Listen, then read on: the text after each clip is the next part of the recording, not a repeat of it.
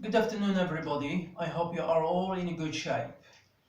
On a prior basis, the process of providing instructional courses to our learners is not virtually, is not merely, how we can say, organized in a in standardized way.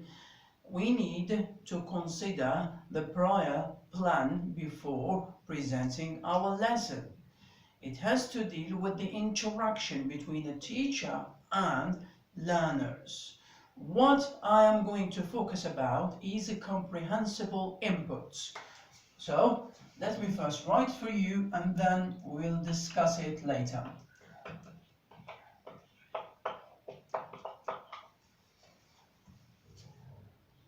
Inputs.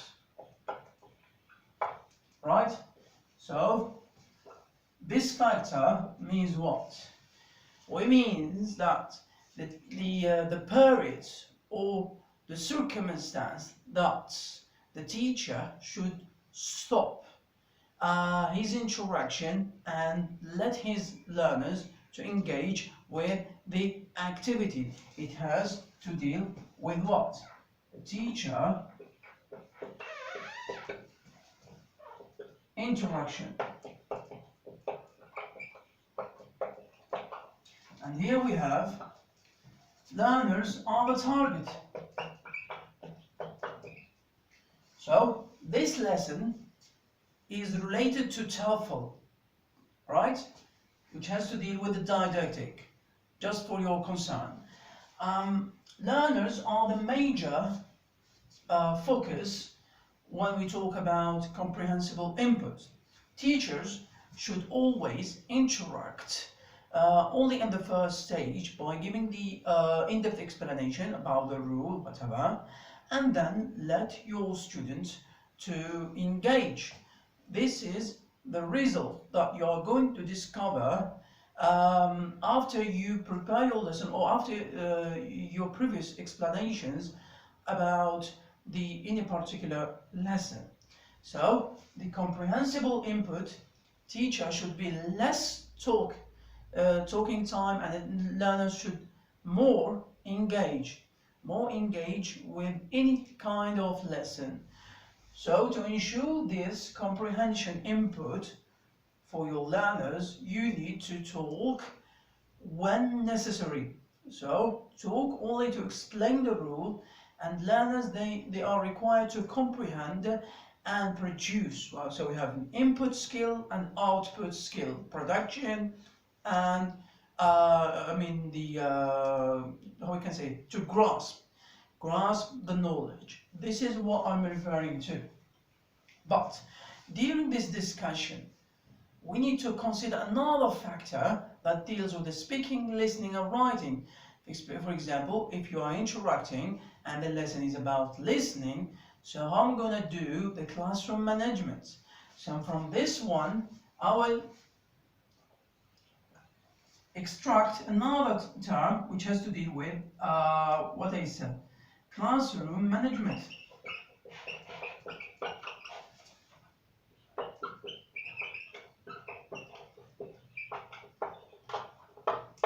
Right?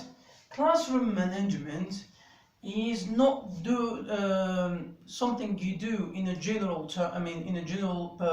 activity or for every type of tasks.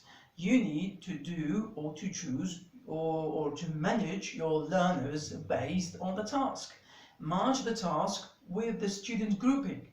So what I'm referring is, for example, if you want your learners to discuss a problem, you have to arrange them into bus group. So we have bus group. The first one is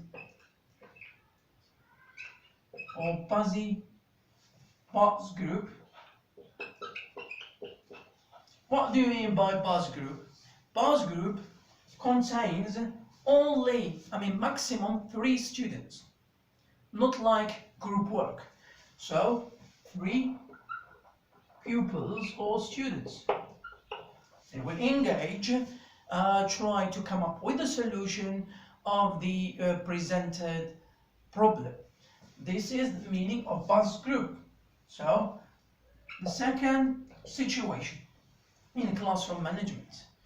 When you are focusing on a pronunciation or listening tasks, here you let your learners to engage by pairs. It means they will correct each other, work in pairs, especially in message taking, or you want them to fill in the gap or to make a dialogue or whatever. So here they need what? To work in pairs.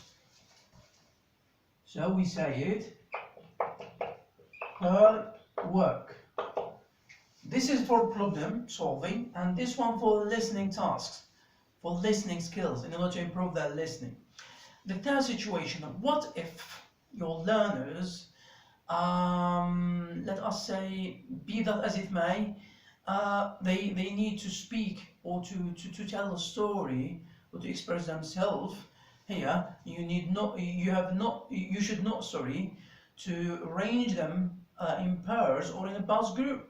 You have to consider another solution, that is arrange them, the arrangement of several groups. You have to choose or to arrange your learners into group A, B, C and D, and ask each group to choose one representative, so that after at the end of the lesson or at the end of the task, they are required to come to the board and represent themselves. So the third situation, when we have speaking, right? Speaking skill, you need group work as a cooperative method. Group work.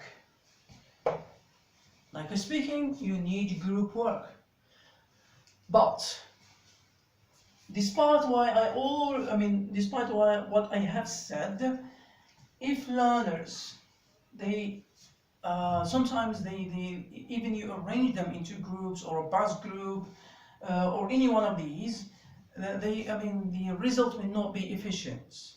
Do you know why? Because the factor or the outside factor that influence them has to deal with their emotional feelings.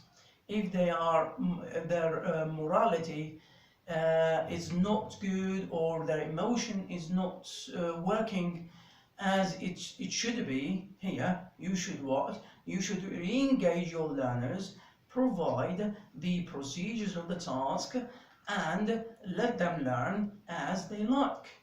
If they are not bored with working groups, so here you should provide them the ability to choose the appropriate way to learn.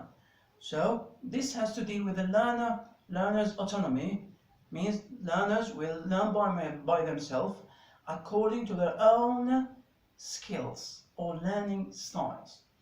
This is the lesson of today. It's very short, very comprehensible, and I hope you understand this. Later on, we'll talk about intelligibility versus perfection. Right? Thank you very much for your watching, and see you for the upcoming videos.